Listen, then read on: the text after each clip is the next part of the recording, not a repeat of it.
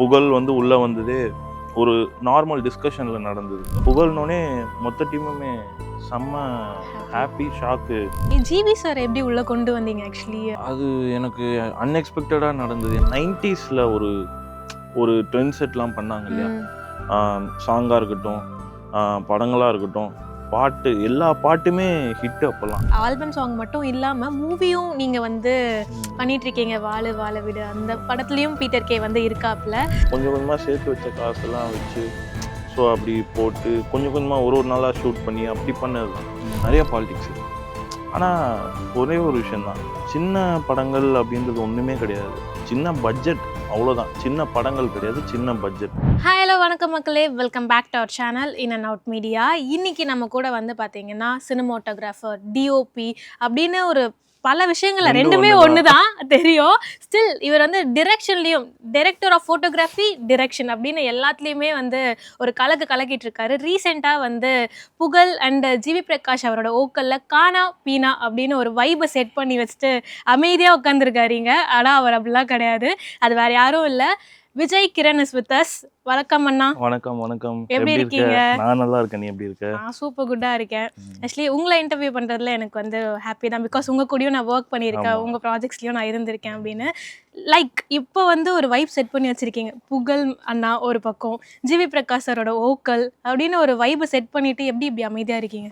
அமைதியாக இல்லை, காலையில் இன்டர்வியூ வச்சா அப்படின்னு எப்படி ஓகே. ஆரம்பிக்கும் போது ரொம்ப ஒரு டியூன்லாம் கேட்குறப்போ ரொம்ப பேசிக்காக தான் இருந்தது. இதில் புகழ் இருப்பார், அப்புறம் ஜிவி பிரகாஷ் சார் இருப்பாங்கன்றது எக்ஸ்பெக்ட் பண்ணாத ஒரு மேஜிக் தான். நானும் மியூசிக் டைரக்டர் நல்லா ஞாபகம் இருக்குது எனக்கு. ஸ்டூடியோவில் ஸ்க்ராட்சாக ஒரு டியூன் காமிச்சு அது எனக்கு ஓகே, அதுக்கப்புறம் நம்ம பெட்டர் பண்ணிக்கலாம் அப்படின்னு தோணுச்சு. பட் திடீர்னு எனக்கு ப்ரொடியூசர்கிட்ட வந்து ஒரு கால், அதாவது பெங்களூருக்கு வந்துரு, நான் என்ன பேசியிருந்தேன் ஒரு சாங் ஒன்று பண்ணலாம் அப்படின்னு சொல்லி. அவர் விஜயகுமார் அவர் பேர். அவர் வந்து பெங்களூர். அவர் கூட நான் ஒரு 6 years முன்னாடி ஒரு ஷார்ட் ஃபிலிம் ஒர்க் பண்ணியிருக்கேன். அதில் என்னோடய ஒர்க்கை பார்த்து அதை நம்பி, இவன் நல்லா பண்ணக்கூடியவன் அப்படின்றத நம்பி என்னை கூப்பிட்டாரு பெங்களூருக்கு. வா, என்ன ஏதுன்னு பார்க்கலாம் அப்படின்னு சொல்லி. ஸோ நான் அங்கே போகிற டைமில் மியூசிக் டைரக்டர் கால் பண்ணி, அந்த டியூன் ஒன்று வச்சுருந்தீங்களா அதை அனுப்புங்க, ஏன்னா நான் ப்ரொடியூசர் பார்க்க போகிறேன், ஓகே ஆகுமான்றதுலாம் தெரில, ட்ரை ஒன்று பண்ணி பார்த்துடலாம் அப்படின்னு சொல்லிட்டு போனேன். அங்கே போயிட்டு அவர்கிட்ட அந்த டியூனை காமிச்சோடனே எனக்கு அந்த டியூனில் ஓகே இது ஒர்க் ஆகும்னு தோணுது. அவருக்கு எப்படி தோணுச்சு அப்படின்றதெல்லாம் எனக்கு தெரில. இது அவரோட ஃபஸ்ட்டு ப்ரொடக்ஷன் இது. ஸோ அவருக்கு இண்டஸ்ட்ரியில் ஒரு பெரிய ஆக்டர் ஆகணும் அப்படின்ற ஆசைலாம் நிறையா இருக்குது. ஸோ இது மூலயமா ஒரு ப்ரொடக்ஷன் ஹவுஸ் ஆரம்பித்து நம்மளும் அதில் ஒரு ஒன் ஆஃப் த ஒரு கேரக்டராக இருக்கலாம், அப்படியே அடுத்தடுத்து ஒன்று பண்ணலாம், படம் பண்ணலான்ற ஒரு ஐடியாவில் இருக்கார். இதுலேயும் நடிச்சிருக்காரு. அந்த ஒரு வேஷ்டி ஷர்ட் போட்டுட்டு ஒருத்தர் அவர் தான் நடிச்சிருக்காரு. ஸோ அவருக்கு தான் ஃபர்ஸ்ட் ஆஃப் ஆல் ரொம்ப பெரிய தேங்க்ஸ். ஏன்னா நான் ஒரு பட்ஜெட் சொன்னேன், ஒரு சின்ன பட்ஜெட்டில் தான் ஆரம்பித்தோம். இதில் புகழ் வந்து உள்ளே வந்ததே ஒரு நார்மல் டிஸ்கஷனில் நடந்தது. அதுக்கப்புறம் டிஸ்கஷனில் புகழ் பண்ணால் நல்லாயிருக்கும், ஏன்னா அவருக்கு அங்கே ஃபேன்ஸ் அதிகம் பெங்களூரில். பெங்களூரில் புகழுக்கு ரொம்ப அதிகம். அது அன்எக்ஸ்பெக்டடாக. அது எனக்கு அவர் ஃப்ரெண்டு, ரொம்ப வருஷமாக எனக்கு அவரை தெரியும். இது வந்து நான் அவரை பார்த்தது எப்படின்னா, குக்கட் கோமாளியில் ஒரு நல்ல ஃபேம் வந்தது. கலக்கப்போது யாரு, சிரிப்புடா, ஸோ இது நிறையா பண்ணியிருக்காரு. அதை தாண்டி நம்மளுக்கு வெளியூர்லேயும் ஃபேன்ஸ் இருப்பாங்க அப்படின்றது அவர் நினச்சிருப்பாரா தெரில. எனக்கு ஆச்சரியமாக இருந்தது. புகழ்னோடனே மொத்த டீமுமே செம்ம ஹாப்பி, ஷாக்கு. அவர் எப்படி அப்ரோச் பண்ணலாம் அப்படின்னாங்க. எனக்கு அவர் ஃப்ரெண்டு தாங்க, நான் பேசுகிறேன் அப்படின்னோடனே என்ன ஒரு சைடு நம்பல. உடனே நான் கால் பண்ணேன். அவர் ஷூட்டில் இருக்காரா என்னன்னு தெரில, பண்ணேன், எடுத்தார். சொல்லிக்கிறேனே அப்படின்னாரு. சாங் ஒன்று அனுப்பியிருக்கேன் பாருங்கள், நீங்கள் பண்ணால் நல்லாயிருக்கும். சாங்கு நான் பண்ணணுமா அப்படின்னாரு. இல்லை, அது இண்டிபெண்டன்ட் சாங் தான், நீங்கள் ஒரு வாட்டி கேளுங்க, கேட்டு உங்களுக்கு என்ன ஐடியான்னு சொல்லுங்கள். சரி பண்ணலாம், என்னன்னு பார்ப்போம், நீ அனுப்பு அப்படின்னு அனுப்பிட்டேன். சாங் ரொம்ப பிடிச்சிருந்தது அவருக்கு. டான்ஸ் இருக்க மாதிரி இருக்கே, டான்ஸுக்கும் நமக்கு சம்மந்தமே இல்லையே அப்படின்ற மாதிரி சொன்னார். டான்ஸ்லாம் இல்லை தலைவா, நீங்கள் வந்து சும்மா ஜஸ்ட் அப்படி வந்துட்டு போனால் அப்படி போதும் அப்படின்னு சொன்னோன்னே அவர் நம்பலை. சரி ஏதோ சொல்கிற பார்த்துக்கலாம் அப்படின்ட்டு சொன்னார். அதுக்கப்புறம் நான் மீட்டே பண்ணல, நான் பெங்களூர்லேயே தான் இருந்தேன். சாங் அனுப்பிச்சிட்டேன், லிரிக்ஸ் அனுப்பிச்சிட்டேன். நான் என்ன சொன்னேன், லிரிக்ஸ் மனப்பாடம் பண்ணிவிட்டு வாங்க பார்த்துக்கலாம், நான் இங்கே பார்த்துக்கிறேன். கோரியோகிராஃபர்கிட்ட ரிஹர்சல் போயிட்டுருக்கு. ரிஹர்சல் ஒவ்வொரு நாள் வீடியோ எடுத்து எடுத்து எடுத்து ரீஒர்க் பண்ணிக்கிட்டே இருந்தேன். ரிஹர்சல் இன்னும் எனக்கு வரல கரெக்டாக அமையலன்னு சொல்லிட்டு பண்ணிக்கிட்டே இருக்கோம். ஒரு 7 days பண்ணோம். இது ஹெவியாக இருக்கேப்பா, இது எனக்கு சம்மந்தமே இது இவ்வளோ ஹெவியாக இருக்குது, எனக்கு டான்ஸே ஆடினதில்லை, நீ பார்த்துருக்கேன் முன்ன பின்ன ஏதாவது அப்படின்னு. இல்லை பார்த்துருக்கேன், இது புதுசாக இருக்கும் பண்ணிங்கன்னா, இது அக்செப்ட் பண்ணிப்பாங்க இல்லை அப்படின்றத தாண்டி புகழ் புதுசாக ஒன்று பண்ணார் அப்படின்றது ஒன்று, அது ஒரு சந்தோஷம். இன்னொன்று நான் வந்து புகழ புதுசாக ஒன்று காமிச்சேன் அப்படிங்கிற ஒரு சந்தோஷம் எனக்கு இருக்கும். ஆமா, இவ்வளோ டான்ஸ் ஆடுவார்னே இந்த சாங் பார்க்கும்போது தான் தெரியுது. இன்னொன்று அதுக்கு காரணம் சரண் கோரியோகிராஃபர். எனக்கு அவரும் ஃப்ரெண்டு தான். அவர் வந்து அந்த ஷார்ட் ஃபிலிம் சொன்ன இல்லையா பெங்களூரில் 6 years பேக், அதில் அவர் நடிச்சிருந்தாரு. ஓகே, இந்த டீம்லாம் தாண்டி நீங்கள் ஃப்ரெண்ட்ஸாக ஓகே, ஜிவி சார் எப்படி உள்ளே கொண்டு வந்தீங்க? ஆக்சுவலி அது எனக்கு அன்எக்ஸ்பெக்டடாக நடந்தது. ஏன்னா அந்த சாங்கு ப்ரொடியூசர்கிட்ட காட்டுறப்போ இது யார் பாடினா நல்லாயிருக்கும் அப்படின்றப்போ நானும் மியூசிக் டைரக்டரும் டிஸ்கஸ் பண்ணிட்டு இருந்தோம். இந்த சாங் வந்து பாடணும்னா ரெஃபரன்ஸே என்னன்னா பிட்டு படம்டி த்ரிஷா நயன்தாரா படத்தில் இருக்கு இல்லையா, அந்த சாங் தான் ரெஃபரன்ஸ். ஏன்னா இது அவரே பாட வைக்கலாமா, அவர் பண்ணுவாரா அப்படின்ற ஒரு டவுட் இருந்தது. நான் ஆல்ரெடி ஒர்க் பண்ணியிருக்கேன், ஸோ பண்ண வாய்ப்பு இருக்குது, நான் கேட்டு பார்க்குறேன், சும்மா ட்ரை பண்ணலாம் அப்படின்னு பண்ணேன். தினேஷ் அவர்கிட்ட தான் பேசினேன், அவரோட பர்சனல் மேனேஜர். அவர்கிட்ட பேசினோன்னே நான் அவர்கிட்ட காட்டுறேன், நீங்கள் சொல்கிறேன் நான் அப்படின்னாரு. ஒரு 3 days ஆச்சு, இமிடியேட்டாக பண்ணலாம் அப்படின்ற மாதிரி சொன்னோன்னே ஃபுல் பாசிட்டிவ் டீம்கே. ஸோ அதை நான் ப்ரொடியூசர்கிட்ட சொன்னேன். ஸோ அது என்னென்னா ஒரு பேமெண்ட்டு அதெல்லாம் தாண்டி நம்மளுக்கு வந்து இப்போ புதுசாக ஒருத்தவங்க பண்ணுறாங்க, இப்போது அப்கமிங்காக இருக்கவங்க ஒன்று ட்ரை பண்ணுறாங்க, நம்ம அதுக்கு ஒரு ஒரு இது சப்போர்ட் பண்ணலாம் அப்படின்ற ஒரு தாட்டே வந்து ரொம்ப பெருசு. ஏன்னா அவர் அந்த டைம்ல ரொம்ப பிஸியா இருந்தாரு. அமரன் இந்த படம்லாம் பண்ணிட்டு இருந்தாரு. ஓ, அமரன் டைம்ல பண்ணி கொடுத்தாரா? ரொம்ப பிஸி. அதாவது ஸ்டேஜ் இது ப்ரொமோஷன்ஸ்லாம் நிறைய போயிட்டு இருந்தேன். அவர் ஸ்டேஜில் நிறைய பார்த்துக்கிட்டே இருந்தேன், இன்டர்வியூஸு, ஆடியோ லான்ச்சு. ஸோ அந்த டைமில் எடுத்து பண்ணி கொடுத்தது அன்பிலீவபிள். அது சூப்பர் ஹாப்பி ப்ரோ, எனக்கு ரொம்ப சந்தோஷமா இருக்கு அப்படின்னா. அதுக்கப்புறம் மியூசிக் டைரக்டர்கிட்ட போட்டு காமிச்சு இதில் சின்ன சின்ன கரெக்ஷன்ஸ் எங்களுக்கு ஏற்ற மாதிரி ஒன்று, அது பயமா இருந்தது. எப்படி அவர்கிட்ட கேட்கவும் முடியாது, நம்மள்கிட்ட பண்ணி கொடுத்துட்டாரு பெருந்தன்மையா. ஸோ இது கேட்டால் தப்பா இருக்குமே அப்படின்ட்டு இதுக்கு ரொம்ப யோசிச்சு கேட்டோம். அதுவும் வந்து வித்தின் வீக் வந்து நேர்லேயே வந்து பாடி கொடுத்துட்டாரு. பிடிஎஸ்லாம் நாங்கள் எடுத்திருக்கோம், பல படங்கள் பண்ணி பல பல ஹிட்டு கொடுத்த ஒரு மியூசிக் டைரக்டர். அப்புறம் அவரை நம்ம இந்த பல்சர்லலாம் அந்த அவரோட பிஜிஎம், அந்த பொல்லாதவன்ல அந்த பிஜிஎம்லாம் நாங்கள் வச்சு நம்மளே அதை என்ஜாய் பண்ணி ஒரு ஃபேன் வைப்ல இருந்திருப்போம். அவர் நம்மளுக்கு பாடுறப்ப அது ரொம்ப ஹாப்பியா இருந்தது. அது ஓகே, என்ன வேணாலும் முடியும், நம்ம ட்ரை பண்ணாம இருந்தா எதுவுமே நடக்காது.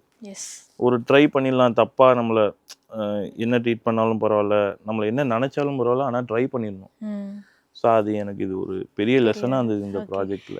இந்த கானா பீனா சாங்குக்கு முன்னாடி வந்து இதே 1 year பேக் வந்து லூசு குட்டி அப்படின்னு கியூட்டி அப்படின்னு சொல்லிட்டு ஒரு ஆல்பம் சாங் வந்து பீட்டர் கே வச்சு கொடுத்துருந்தீங்க. அதுவுமே சூப்பர் ஹிட்னு சொல்லலாம்.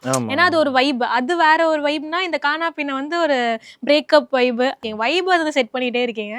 நீங்கள் வந்து எந்த மாதிரி ஒரு வைபான பர்சன்? நான் கமர்ஷியல் எனக்கு ரொம்ப பிடிக்கும். இப்போது நான் பெரிய ராஜா சார் ஃபேன், இளையராஜா சார். ஏன்னா நான் தனியாக இருந்தாலும் சரி, டிரைவிங் போனாலும் சரி, என்ன ஆனாலும் அழுதா சரி, சிரிச்சா என்ன ஆனாலும் எனக்கு அவரோட இப்போ வரும்போது கூட பாட்டு கேட்டு இந்த மான் சாங் கேட்டுட்டு வந்துட்டு இருந்தேன். அதை தாண்டி சினிமாவுக்கு நான் என்ன பண்ணணும் அப்படின்னு நினைக்கிறேன்னா, எனக்கு வந்து ஒரு ஒரு கண்டென்ட் பேசணும், ஆனால் அது கமர்ஷியலாக பேசணும். எனக்கு எல்லா ஆடியன்ஸும் வேணும், ஒரு அடல்ட்டாக இல்லாமல். அப்புறம் அது மட்டும் இல்லாமல் எனக்கு ஒரு தனித்துவமாக ஏஸ்தட்டிக்ஸாக ஏதோ பண்ணணும் அப்படின்னு இன்ட்ரெஸ்ட் இல்லை. ஏன்னா அதை பார்க்குறதுக்கு கம்மியான ஆடியன்ஸ் இப்போ இருக்க பசங்க வேணா இருக்காங்களே தவிர, நம்மளுக்கு வந்து 90s ஒரு ஒரு ட்ரெண்ட் செட்லாம் பண்ணாங்க இல்லையா, சாங்காக இருக்கட்டும், படங்களாக இருக்கட்டும், பாட்டு எல்லா பாட்டுமே ஹிட்டு அப்போல்லாம். எனக்கு வந்து என்னென்னா கமர்ஷியல் பண்ணணும், கமர்ஷியல் பண்ணி எல்லா ஆடியன்ஸுக்கும் பிடிக்க வைக்கணும். நம்ம படத்தையோ நம்ம பண்ணுற இண்டிபெண்டன்ஸ் சாங்கையோ ஏதோ ஒரு ஃபெஸ்டிவல், தீபாவளிக்கோ பொங்கலுக்கோ இல்லை ஏதோ சம்திங் டிவியில் போடுறாங்கன்னா அதை ஃபேமிலியாக உட்காந்து பார்க்கணும் அப்படின்ட்டு நான் ரொம்ப ஆசைப்படுவேன். ஏன்னா எனக்கு அது அப்போத்துலேருந்தே இருக்குது, நான் அதை ஃபாலோ பண்ணுறேன். நான் நீங்கள் டிஓபி தாண்டி டிரெக்ஷனும் வந்து நீங்கள் பண்ணுற ஆல்பம் சாங்ஸ்லாம் பண்ணிகிட்டே இருக்கீங்க. ஒய் நீங்கள் வேறு யாராவது வச்சு கூட பண்ணியிருக்கலாம், ஸ்டில் நீங்களே ஏன் வந்து கேமரா அண்ட் டிரெக்ஷன் ரெண்டுமே வந்து பண்ணணும்னு? இது ஆக்சுவலாக எல்லோரும் கேட்குற கேள்வி. நான் டிஓபியாக நிறைய சாங்ஸ், என் ஃப்ரெண்டு ருத்ரஜித் நிறைய சாங் பண்ணியிருக்கான் இண்டிபெண்ட்டாக, அதுலேயும் நான் டிஓபியாக பண்ணியிருக்கேன். இப்போது ரீசெண்டாக காஷ்மீர் டைரிஸ்னு நேற்று ரிலீஸ் ஆச்சு, அதில் நான் டிஓபியாக பண்ணியிருக்கேன். ஏன் நான் டைரக்ஷன் பண்ணுறேன் அப்படின்னா, எனக்கு வந்து நான் நினைக்கிற விஷன், நான் இந்த சாங் இப்படி தான் இருக்கணும், இந்த கண்டென்ட் இப்படி தான் இருக்கணும்னு ஒரு விஷுவல் இருக்குல்ல, அதை நான் வந்து ஃப்ரீடமாக பண்ணுவேன். யாரும் என்னை ரெஸ்ட்ரிக்ட் பண்ண முடியாது. நீங்கள் வந்து இப்படி ஃப்ரேம் வைங்க, இது பண்ணுங்கள் அது பண்ணுங்கன்னு என்னை ரெஸ்ட்ரிக்ட் பண்ணால், என்னை ஒரு இடத்துல கண்ட்ரோல் பண்ணால் எனக்கு பிடிக்காது. பர்சனலாக வேறு என்னை கண்ட்ரோல் பண்ணலாம், நான் எவ்வளோ வேணாலும் இறங்கி போவேன். பட் ஒர்க்கில் எனக்கு கண்ட்ரோல்னு ஒன்று பண்ணால் எனக்கு சுத்தமாக பிடிக்காது. ஒப்பீனியன் சொல்லலாம், சஜஷன் சொல்லலாம், இது நல்லா இல்லைண்ணே மாற்றுங்கண்ணே, அதை சொல்லலாம். இப்படி தான் பண்ணணும், அப்படி தான் பண்ணணும், இது இப்படி தான் வேணும் அப்படின்னா, எண்ட் ஆஃப் த டே அது வந்து சாங் நல்லா இருக்க வேண்டியதோ, அதுவும் கொஞ்சம் ஏதாவது சில காரணங்களால் அது நல்லா இல்லாமல் ஏதோ போயிடுச்சுன்னா அது எனக்கு கில்ட்டியாக இருக்கும். ஓகே, இது வந்து நீங்கள் நிறைய ப்ராஜெக்ட்ஸில் வந்து இப்போ ரீசெண்ட் டைம்ஸில் வந்து இது கேபிஒய் டைரக்டர் தாம்சன் சார் கூடயும் வந்து நிறைய ப்ராஜெக்ட்ஸ் பண்ணிகிட்ருக்கீங்க. ஸோ அவர் கூட இருக்க வைப் எப்படி, அவர் கூட எப்படி அந்த கனெக்ஷன்ஸ் இருந்தது, தொடர்ந்து அவர் கூட நிறைய ப்ராஜெக்ட்ஸ் பண்ணிகிட்டே இருக்கீங்க, ஸோ அவரை பற்றி ஃபியூ வேர்ட்ஸ். தாம்சன் சார் வந்து என் லைஃப்பில் ரொம்ப முக்கியமான ஒரு பர்சன். ஏன்னா பானா காத்தாடி உதயராஜ் உங்களுக்கு தெரியும், ஆக்டர். ஸோ அவர் மூலியமாக தான் எனக்கு தாம்சன் சார் பழக்கமானார். ஒரு வெப் சீரிஸ் பண்ணோம், அதில் நீயும் தான் ஒர்க் பண்ணியிருந்தேன். ஸோ அது ரிலீஸ் ஆகலை. அந்த ரிலீஸ் ஆகலை அப்படிங்கிறத தாண்டியும் என்னை வந்து ட்ரஸ்ட் பண்ணுறாருன்னா, நான் பண்ண ஒர்க் அப்படி. ஸோ நான் கொடுத்த அந்த குவாலிட்டி அப்படி. என்ன இப்போ கிரண்னா தாம்சன் சாருக்கு எப்படின்னா, கிரண் பண்ணிடுவான் அப்படின்னு ஒரு நம்பிக்கை. அதுக்கடுத்து நான் பண்ணது லூசு கியூட்டி சாங் அவர் தான் ப்ரொடியூஸ் பண்ணியிருந்தாரு. அதுவுமே ஒரு, அதை பற்றி நான் சொல்லி ஆகணும். ஏன்னா அந்த சாங் நான் எடுத்துகிட்டு அலைஞ்சிட்டு இருந்தேன் நிறைய பேர்கிட்ட, ப்ரொடியூசர்கிட்ட தேடி தேடி தேடி தேடி, யாருமே எனக்கு பண்ண ரெடியாக இல்லை. ஏன்னா அந்த சாங் வந்து ஏதோ சம்திங் நெகட்டிவாக இருந்திருக்கு நிறைய பேருக்கு. நான் தான் இவர்கிட்ட வந்து சொன்னேன், சார் இந்த மாதிரி ஒரு சாங் வச்சுட்டு சுற்றிட்டே இருக்கேன் சார், யாருமே அமையலை அப்படின்னு. என்னடா என்ன சாங்கு அப்படின்னு, அந்த காரில் சும்மா சாப்பிட்டுட்டு நாங்கள் காரில் உட்காந்துருந்தோம், அப்போ போட்டு காட்டுறான்னாரு. சாங் ப்ளே பண்ணேன். சாங் ப்ளே பண்ணோடனே அவருக்கு, இது நல்லா இருக்குடா, இது நீ இது என்ன பண்ணணும் அப்படின்னாரு. சார் இதுதான் பட்ஜெட்டு, இது பண்ணலான்னு இருக்கேன். நான் தரேன்டா, நாளைக்கு ஆரம்பி அப்படின்னாரு. நான் தரேன், இவ்வளோதான், நான் பண்ணுறேன், நீ இப்போ நான் நாளைக்கு ஸ்டார்ட் பண்ணேன் அப்படின்னாரு.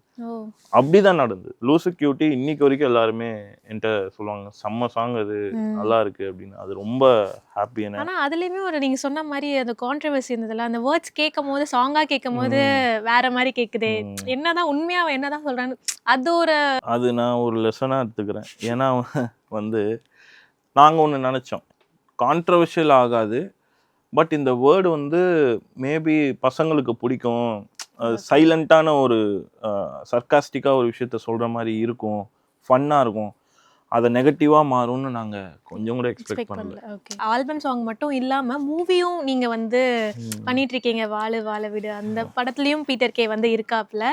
ஸோ பீட்டர் கே அண்ட் உங்களுக்கான பாண்ட் எப்படி, அந்த ஒரு இது எப்படி போயிட்டுருக்கு? ஆக்சுவலி எனக்கு ரொம்ப க்ளோஸாக ஒரு பீட்டர் ப்ரோ எனக்கு. ஏன்னா நிறைய பண்ணியிருக்காரு எனக்கு. ஒரு படம் என்னை நம்பி பண்ணணும் அப்படிங்கிறதெல்லாம் வந்து அதான் இது. இப்போது நீ கேட்குற மாதிரி தாம்சன் சாராக இருக்கட்டும், இப்போது இதில் பண்ண ப்ரொடியூசர் விஜயகுமாராக இருக்கட்டும், இப்போ பீட்டர் ப்ரோவாக இருக்கட்டும், ஏன்னா அவங்களாம் என்னை நம்புறது வந்து எனக்கு ரொம்ப சந்தோஷமாக இருக்குது. அப்போ நான் இவ்வளோ சம்பாரிச்சிருக்கேன், இவ்வளோ காசு அப்படின்றதெல்லாம் தாண்டி இவ்வளோ இவங்கள சம்பாரிச்சிருக்கேன், நம்பிக்கையை சம்பாரிச்சிருக்கேன்றது எனக்கு ரொம்ப சந்தோஷம். ஏன்னா அந்த ஒரு ட்ரஸ்ட்டுனால தான் என்னை இதெல்லாம் பண்ணாங்க. ஏன்னா நான் போனேன், இதே மாதிரி தான் சொன்னேன், அவருக்கு கதை ரொம்ப பிடிச்சிருந்தது, இதை பண்ணலாம் ப்ரோ, பட் பட்ஜெட்டாக எப்படி, இது ப்ரொடியூசர்லாம் எப்படி அப்படின்றப்போ, நானே பண்ணுறேன் ப்ரோ, இவ்வளோ தானே பட்ஜெட்டு, நானே பண்ணுறேன் அப்படின்னு அவர் கொஞ்சம் கொஞ்சமாக சேர்த்து வச்ச காசெல்லாம் வச்சு, ஸோ அப்படி போட்டு கொஞ்சம் கொஞ்சமாக ஒரு நாளாக ஷூட் பண்ணி அப்படி பண்ணது தான். இந்த கதையை இப்படி தான் பண்ணணும், ஒரு மலையாளம் படம் மாதிரி ஒன்று பண்ணணும், அப்படி லைவாக ராவாக ஒன்று பண்ணணும் அப்படின்றதுக்காக பண்ணது தான். மேபி சில காரணங்களால் அது ரிலீஸ் ஆகாமல் இருக்குது, சீக்கிரம் ரிலீஸ் ஆகும்னு நம்புகிறேன்.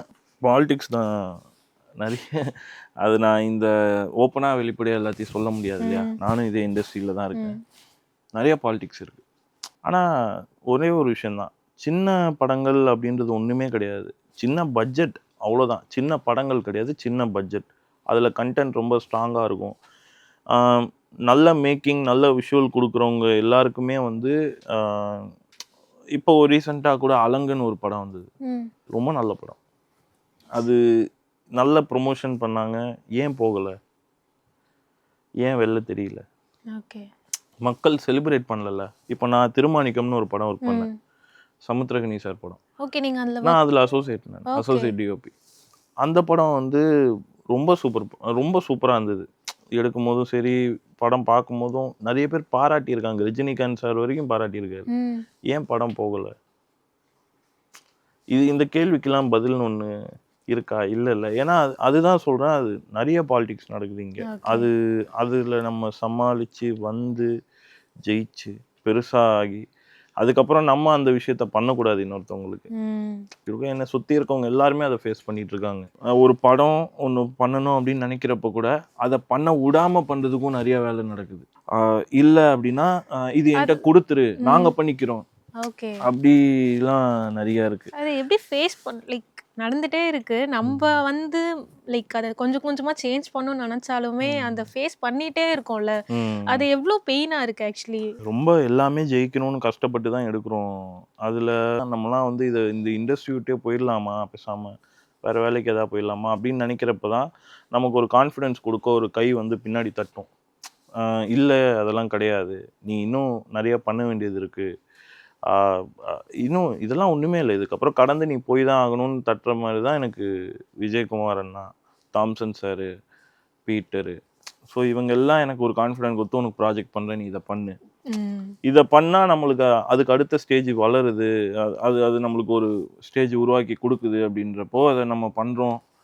மேபி இதனால் ஏதாவது சேஞ்சஸ் நடக்கும் அப்படின்னு தான் எடுத்து பண்ணிகிட்ருக்கோம். ஓகே, சேசி சார் அவர் கூட இருந்த ஜேர்னி எப்படி? அவர் வந்து என்ன மாதிரி ஒரு பர்சனாக இருந்தார்? எஸ்ஏசி சார் வந்து எனக்கு ஒரு ஃபாதர். இன்னொரு முக்கியமான விஷயம் சொல்லணும், என்னோட பேர் வந்து கிரண்குமார் தான். எனக்கு பேர் வச்சுதான் அவர் தான், Vijay Kiran sir with Thalapathy name அப்படின்னு. ஓகே, அடுத்து வந்து நான் ஒரு மேஜர் ஃபோட்டோ காட்ட போகிறேன். இந்த ஃபோட்டோ கீழே இருக்க கேப்ஷன் தான் வந்து என்ன அப்படியா அப்படின்ற மாதிரி ஒரு கொஸ்டின் வர வச்சுது. சீமான் சார் உங்கள் பெரியப்பாவா? ஆமாம், அதாவது எப்படின்னா பெரியப்பானா ரொம்ப க்ளோஸான ரிலேட்டிவ் அப்படின்றத தாண்டி இப்போ இண்டஸ்ட்ரியில் வந்துட்டோன்னா எல்லாருமே அண்ணன், தம்பி, மாமன், மச்சான் அந்த மாதிரி ஒரு ரிலேஷன்றது. என் அப்பா வந்து அண்ணன் அப்படின்றத உரிமையாக இருக்கும்போது அந்த ஒரு இது வந்து ரிலேஷனாக, பிளட் ரிலேஷனாக இருக்கணுன்றது அவசியம் இல்லை. குழந்தையா இருக்கும்போது வாலிபால் விளையாட போகிறது அவர் கூட, அப்போவே அவர் ரூமுக்குலாம் போகிறது அப்பா கூட. பர்சனலாக சீமான் சார் வந்து எப்படி? ஆக்சுவலி பர்சனலாக செம்ம ஜாலி அவர்.